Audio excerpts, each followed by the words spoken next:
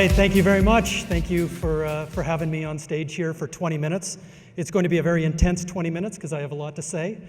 First thing though, and a little bit of a clickbait title, thank you channel partners for that, but the answer to the question, I think 100% of us would sell our business if somebody wrote a big enough check.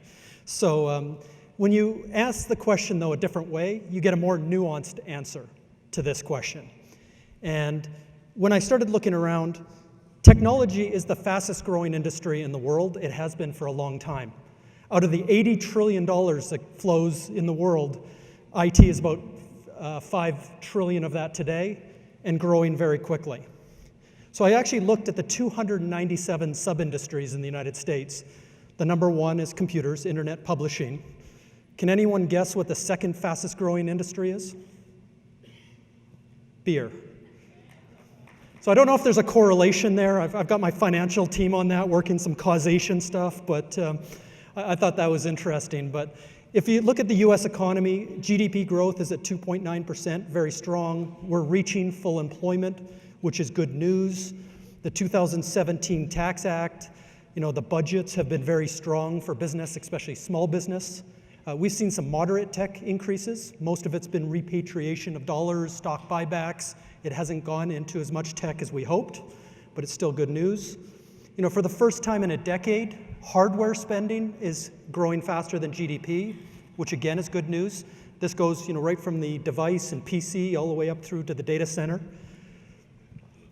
We have emerging technology, which you will hear a lot about this conference, but Internet of Things, AI, automation, drones, AR, VR, blockchain, all of the different sets of emerging technologies, every year seem to be this future thing, but we're starting to see some real pickup in this area, which is also good news. I wanted to use one example. Is there anyone in the audience that does RPA, robotic process automation? One. So RPA has nothing to do with robots. It's all software. It's the fastest growing industry in the entire technology space. For example, the fastest growing software company in history to 100 million was Microsoft. It got replaced by Salesforce. It then got replaced by Slack. And now the reigning fastest growing company to 100 million is an RPA company, this is their headquarters, called UiPath. And it's basically operationalizing or codifying workflows. So if a company's in a digital transformation, it's the no-code, low-code environment where you codify your IP. UiPath, for example, grew 5,614% last year, adding tens of thousands of channel partners. Just an example of AI and automation driving a lot of opportunity. I usually start with this slide, but if you look at that big chart of $80 trillion, 75% of this world goes indirectly. Last car you bought was from a dealer, last TV was from a retailer, the last jar of peanut butter you bought was from a grocer. Almost everything we do in our personal and professional lives is through the channel, or a channel of some type in every industry, and that continues. So the last thing is I made a prediction a little while ago, is if you look at every company, every one of your customers, they're going through their own transformations, but 20 years ago they invested very heavily in direct sales. And they bought technology, processes, and people to go do that. 10 years ago, they did that in marketing. So marketing automation became this big piece that bolted down that part, which is the direct marketing side of their company. So basically, every company in every industry has spent 20 years focused on direct sales and marketing, which represents 25%. Now we're seeing a big uptick, which is the third phase, third stage of investing in the channel. You start to see a lot of vendors here putting more money where their mouth is, building out the ecosystems where you can be competitive, and understanding that that last mile to the customer currently and will always be sitting in this room. So now the good news story is there, so why still would 70% of MSPs want out? We all want a big check, yes, but that number was so big, I wanted to dig into some of the trends, and there's 10 of them that are kind of converging to build the story. The largest thing that's happening is the buyer. So we used to talk 10 years ago about shadow IT and rogue IT. This new buyer, which is a line of business executive, has a different psychology, they have a different behavior, they have a different buying journey that's a little bit foreign to all of us. But now it's not shadow IT anymore, because 2/3 of every technology dollar in the world is spent by these buyers. And in most cases, they don't go through IT, they don't go through procurement, there are no RFPs, they're spending on their departmental credit card, and this is accelerating. That'll probably be 80% in the next few years. So if I dig just a layer deeper on these buyers, 68% of them look like consumers now. The last time you bought a car, you went onto the web, you looked at videos, you looked at peer reviews, you went and configured your car, chose the color, chose the price and packages, but in the end, you went and looked at the invoice price. You were so smart when you walked into that dealership, and then everything broke. You sat there for 8 hours while the salesperson went and got a deal from the manager. And you wondered why you would have spent $100 more, maybe even $1,000 more, if they just deliver the car to your driveway and hand you the keys. What's interesting is 73% of these new buyers, soon to be 80% of all tech dollars, want to buy from the web, e-commerce, direct, or marketplaces. This doesn't have a lot of good news built into the resell part of our businesses going forward. And every company in every industry is becoming a technology company. Every service company in every industry is also becoming technology.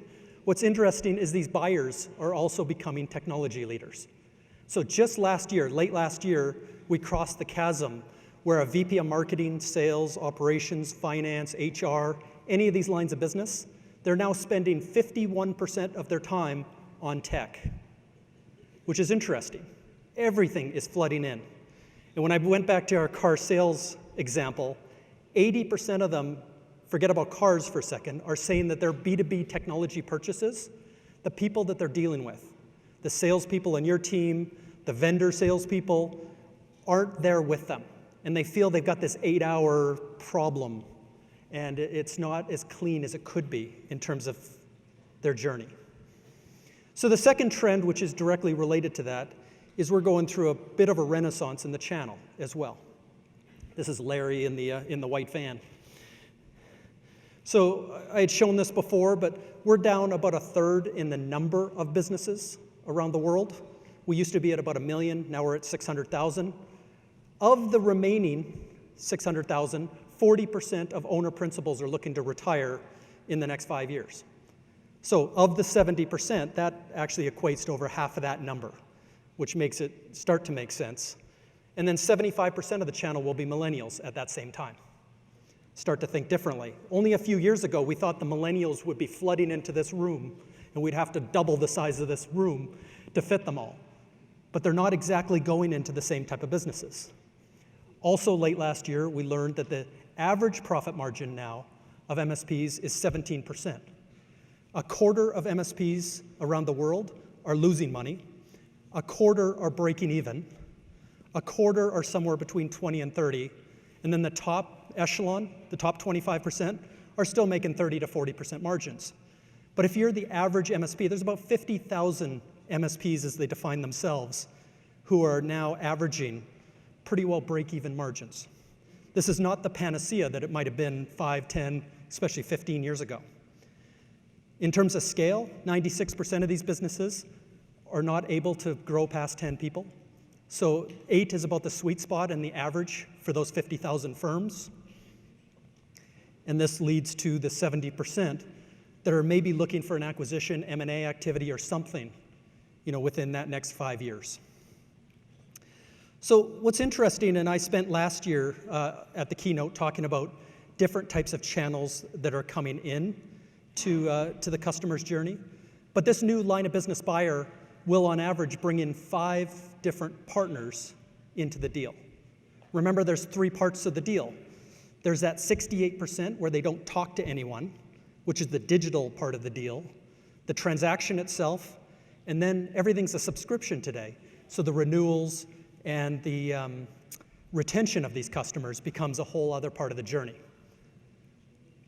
And now 58% of them are bringing in channels directly. They're not walking down the hall to ask who's approved. They're not going to procurement. They're not going to ask IT.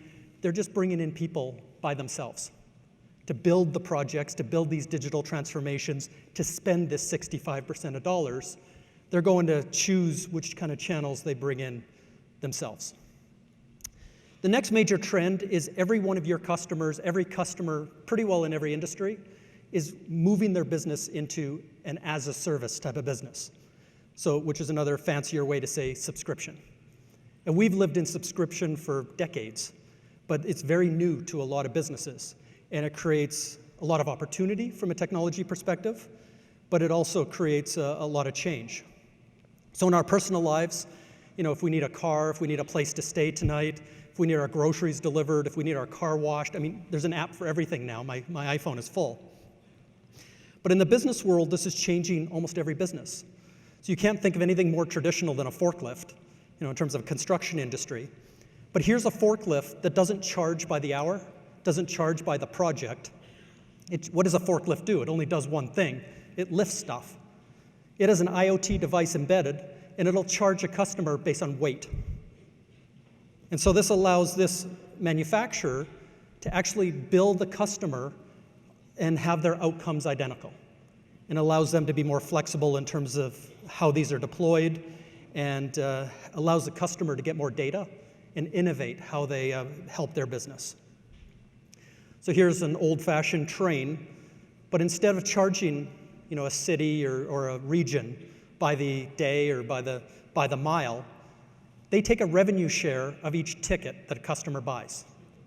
So if this train is out of service, Hitachi doesn't make a nickel. And by the way, they're aligned to the customer, and they both have the exact same KPIs of getting more ridership and optimizing this train's performance. And I could go through 1,000 examples, but it's a new world in terms of how your customers are thinking about their own businesses and the technology help they need to go through that transformation.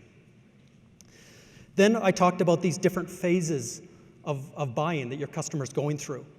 And it's not going to be with one person. It could be upwards of 5 different people, and how you look at your customer in a different way. So I always use the example, when you go to your customer the next time, or your salesperson does, have them flip through the guest book at the beginning, at the front, if they allow you to, and see who's calling on your buyer. So if an accountant is in there talking to the CFO, 81% of accounting and CPA firms today are doing tech services. They're probably talking transformation of some type. If a digital agency is in talking to the marketing folks, again, high 70% are doing tech services. All of these companies coming in, consultants, ISVs, different types, are having an influence and are earlier in that journey than perhaps you are, and you have to look at it a different way. So we're going through a change in programs, how vendors work with you. You know, in the past, it's been a gold, silver, bronze pyramid scheme. You know, just sell a bit more, you get to the next tier, you get a few more things. Almost every day you see partners or vendors move away from that a little bit into this idea of an ecosystem. So if you wrap partners around a customer instead of a revenue model, for example, everything changes. So, you know, you've got let's say the biggest vendor in the world is Microsoft, who has 400,000 partners. They're bringing on 7,500 partners a month. That's the most of any company in any industry in the world. 80% of those partners are non-transacting. In the old world, they would have been part of some long tail strategy, but today they're anchored around a buyer. So the buyer is a VP of marketing in a mid-sized clinic in upstate New York, looking to bring more patients in the door. They've got 50 doctors. This is their problem. If you anchor a program around that, your ecosystem, all of the partners, most of them non-transacting, that go around that star, all the planets that that go around that star become part of that program.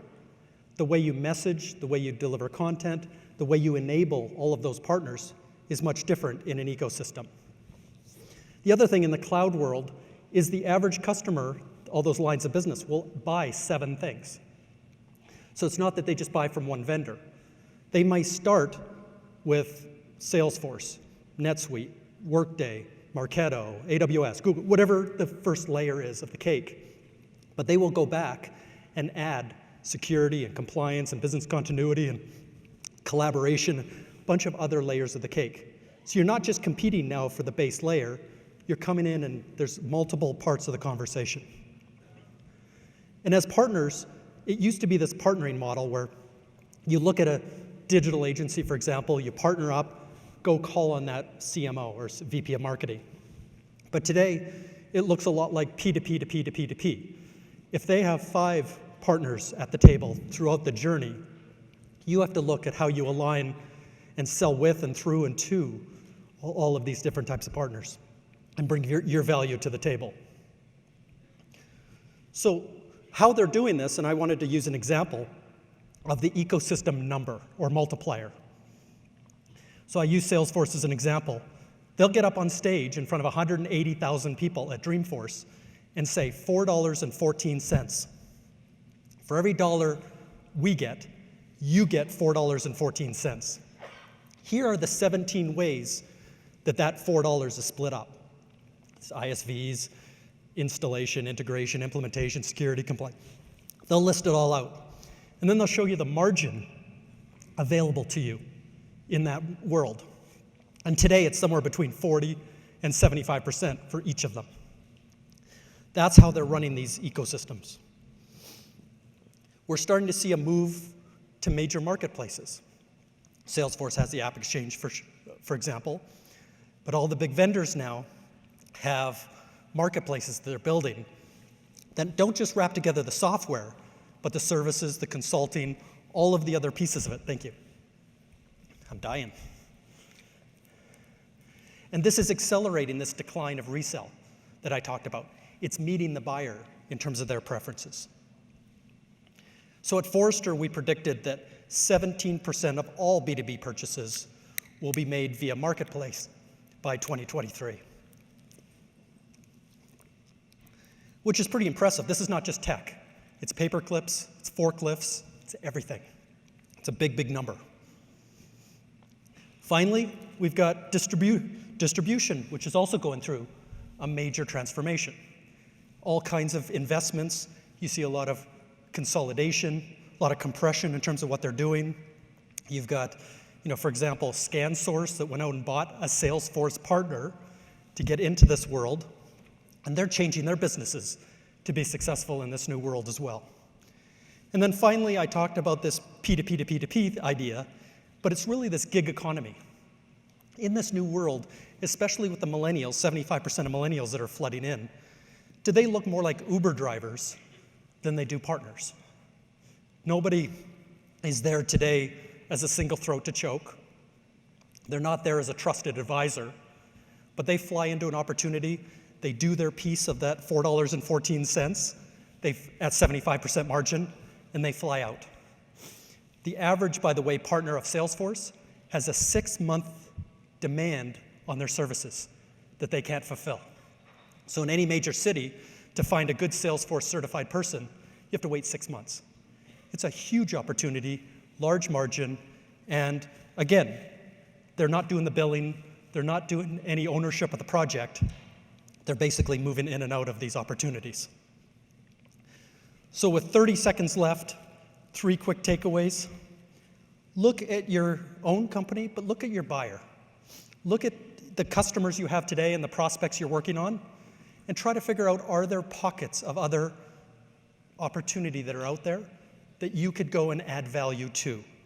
You may not own the whole project, but it's a great way to deploy members of your team and build a bigger presence in front of your customer. Second, with 65% of all tech dollars outside of IT, outside of the CTO, start looking at moving your own marketing and sales processes, look at your partnering process, but get obsessed over the new buyer, and then even get more obsessed over that first 68%.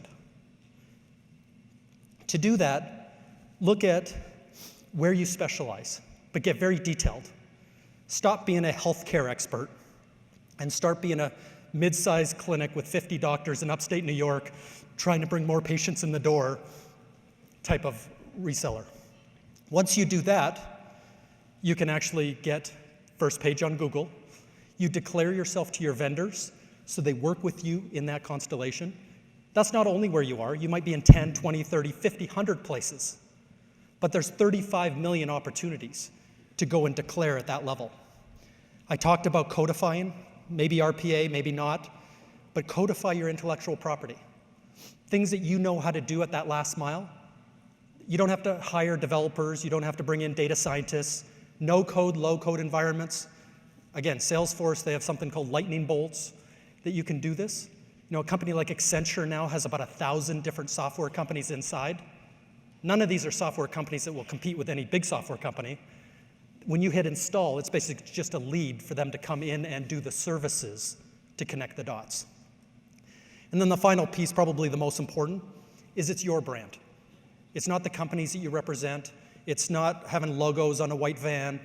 To get to the front page of Google, to get onto your vendors' search engines, partner locators at that specific customer, and more importantly, what your customers read, where they go, and the superconnectors that they follow, it has to be you front and center on every one of those examples. And it's not about anymore just hanging a shingle out front and waiting for leads to come in. It's about declaring the place in the market that you're going to go and get 80% share and taking it. Thank you very much.